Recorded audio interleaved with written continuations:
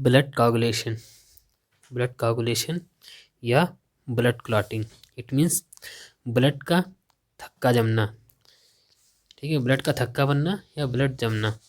तो जब भी हमें कहीं चोट लगती है या हम कहीं हल्का कट जाते हैं तो वहाँ पर ब्लड निकलने लगता है, फिर थोड़ी देर में वो ब्लड क्या होता है, वो जम जाता है, ठीक है, वहाँ पर हल्का हल्का रेड कलर का बन जाता है और ब्लड रुक जाता है, थोड़ी देर में ब्लड रुक जाता है, ठीक है।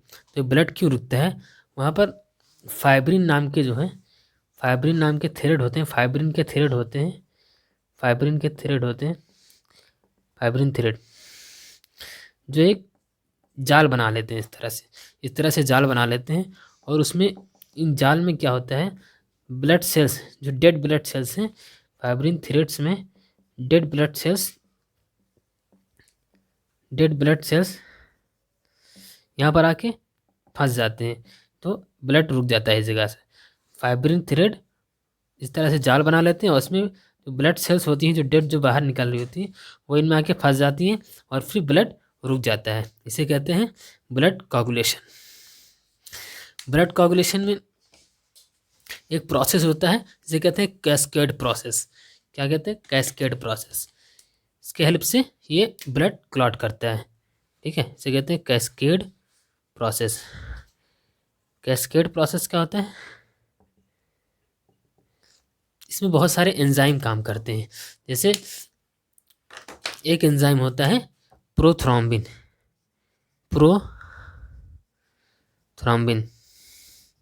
ठीक है, इसको जो है ये इनएक्टिव है, ये इनएक्टिव मतलब ये भी काम नहीं कर रहा है, इसलिए इसे क्या कह रहे हैं?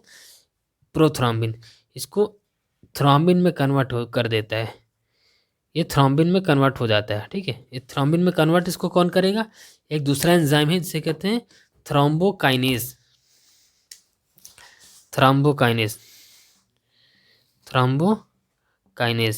ठीक है।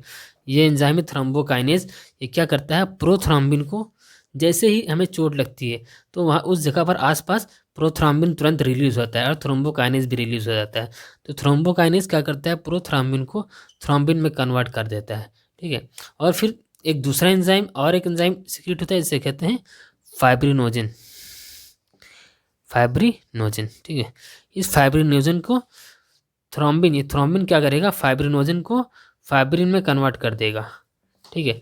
ये प्रोथ्रोम्बिन, अब ये थ्रोम्बिन बन चुका है, ठीक है, तो ये फाइब्रिनोजन को फाइब्रिन में कन्वर्ट कर देगा। अब ये फाइब्रिन क्या? फाइब्रिन के थ्रेड बन जाएंगे इस तरह से, ठीक है। अब ये फाइब्रिन क्या है? इसके थ्रेड बन जाएंगे। यहाँ पर क्या होगा? फाइब्रिन का एक जाल बन गया, ठीक है, फाइब्रिन का थ्रेड का एक जाल बन गया। फिर वो उसमें जो डेड ब्लड सेल्स हैं, डेड सेल्स ये क्या आके फंस जाएंगे और क्या बना लेंगे? क्लॉट बना लेंगे, ठीक है, क्लॉट बना लेंगे। यहाँ पर फिर क्लॉट बन जाएगा तो फिर ब्लड रुक जाएगा।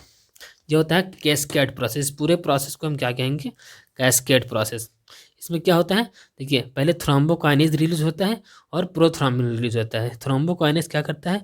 प्रोथ्रोम्बिन जो इनएक्टिव है इसको एक्टिव कर देता है, थ्रोम्बिन में कन्वर्ट कर देता है।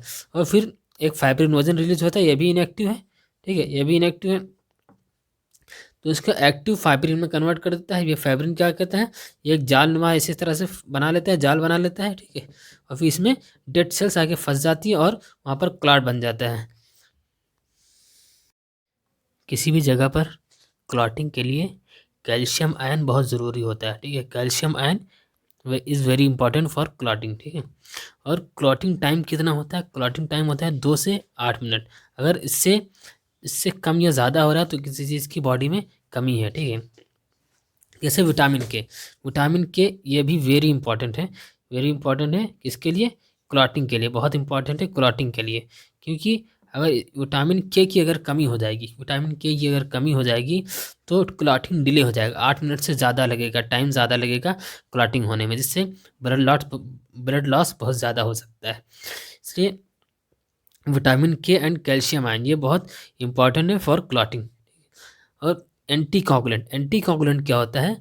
जो हमारी बॉडी में ब्लड को क्लॉट करने से बचाता है, ठीक है। क्लॉट करने से रोकता है कि बॉडी के अंदर कहीं ब्लड क्लॉट ना हो जाए, ठीक है। अगर कहीं पर बॉडी मतलब ब्लड क्लॉट नहीं हो रहा है तो उससे क्या कहें, वहाँ पर उस ब्लड में क्या पाया जा रहा है, एंटी कोगुलेंट पाया जा रहा है। जैसे हमारी बॉडी के अंदर कौन सा एंटी कोगुलेंट होता है, बॉडी के अंदर कभी ब्लड क्लॉट नहीं होता है। क्यों? क्योंकि बॉडी के अंदर पाया जाता है हिपैरिन। ये क्या है? हिपैरिन। हिपैरिन पाया जाता है जो ब्लड को क्लॉट करने से बॉडी के अंदर रोकता है। इसलिए हिपैरिन को क्या कहते हैं, नेचुरल एंटी कोगुलेंट। हिपैरिन क्या है? नेचुरल एंटी कोगुलेंट है। लिम्फ या टिश्यू फ्लूइड। लिम्फ क्या होता है, जैसे ये एक ब्लड कैपिलरी है और ये एक टिश्यू है हमारी बॉडी का। इसमें ये सेल्स हैं, ये सेल्स हैं, ठीक है। इस टिश्यू के ये सेल्स हैं। ब्लड कैपिलरी में ब्लड बह रहा है, ब्लड फ्लो कर रहा है, और इसमें से जब ये ब्लड इस टिश्यू के पास आता है तो इसमें से जो आरबीसीज हैं, इसमें जो आरबीसीज हैं या कुछ फार्म्ड एलिमेंट और लार्ज प्रोटीन, जो बड़ी बड़ी प्रोटीन्स हैं, ठीक है। ब्लड में से जो बड़ी प्रोटीन्स हैं आरबीसी, वो इसी ब्लड में रह जाती हैं। बाकी पार्ट जो है वो नीचे आ जाता है, वो इस टिश्यू के अंदर आ जाता है, ठीक है। इस टिश्यू के अंदर, इस सेल्स के बीच में आ जाता है, टिश्यू के अंदर इन सेल्स के बीच में आ जाता है। तो इन्हें क्या कहते हैं हम, इन्हें हम कहते हैं इंटरस्टिशियल फ्लूइड। इन्हें हम कहते हैं इंटरस्टिशियल फ्लूइड, ठीक है। इन्हें इंटरस्टिशियल फ्लूइड या टिश्यू फ्लूइड, ठीक है, टिश्यू फ्लूइड। इन्हें ही टिश्यू फ्लूइड या इंटरस्टिशियल फ्लूइड कहते हैं। आरबीसीज और लार्ज प्रोटीन्स को छोड़कर बाकी जो मटेरियल होता है वो इसमें आ जाता है, इन टिश्यू के बीच में आ जाता है, इन सेल्स के बीच में आता है, इसलिए इसे कहते हैं इंटरस्टिशियल फ्लूइड, ठीक है, या टिश्यू फ्लूइड। इसे ही लिम्फ्स कहते हैं, लिम्फ इसे ही कहते हैं। लिम्फ क्या होता है, लिम्फ का कंपोजिशन सेम एज ब्लड होता है, सेम एज ब्लड होता है, पर इनमें से आरबीसीज नहीं होते हैं और कुछ प्रोटीन्स नहीं होती हैं, ठीक है। तो लिम्फ क्या होता है, ब्लड माइनस आरबीसीज। अगर ब्लड माइनस आरबीसीज लिखा तो समझ लो ये लिम्फ है। लिम्फ क्या होता है, अगर ब्लड में से आरबीसीज को निकाल दिया जाए तो बचा हुआ जो पार्ट होता है वो लिम्फ कहलाता है। ब्लड में से आरबीसीज को अगर निकाल देंगे तो बचा हुआ जो लिक्विड होता है वो लिम्फ कहलाता है। ये कलरलेस होता है क्योंकि इनमें हीमोग्लोबिन नहीं पाया जा रहा है। हीमोग्लोबिन किस में होता है, आरबीसीज में होता है, और इसमें आरबीसीज नहीं है, इसलिए ये कलरलेस होता है। और ये किस में हेल्प करता है, इम्यून रिस्पांस में हेल्प करता है, क्योंकि इनमें लिम्फोसाइट्स ज़्यादा होते हैं। लिम्फोसाइट्स इसमें ज़्यादा होते हैं, ठीक है। लिम्फोसाइट्स की संख्या ज़्यादा होती है, इसलिए ये इम्यून रिस्पांस में हेल्प करता है, बॉडी के इम्यून रिस्पांस में, बॉडी को डिफेंस मैकेनिज्म प्रदान करता है, ठीक है। और फैट का एब्जॉर्प्शन जो होता है स्मॉल इंटेस्टाइन में, वो भी इसी लिम्फ की हेल्प से होता है, ठीक है, इसी लिम्फ की हेल्प से होता है।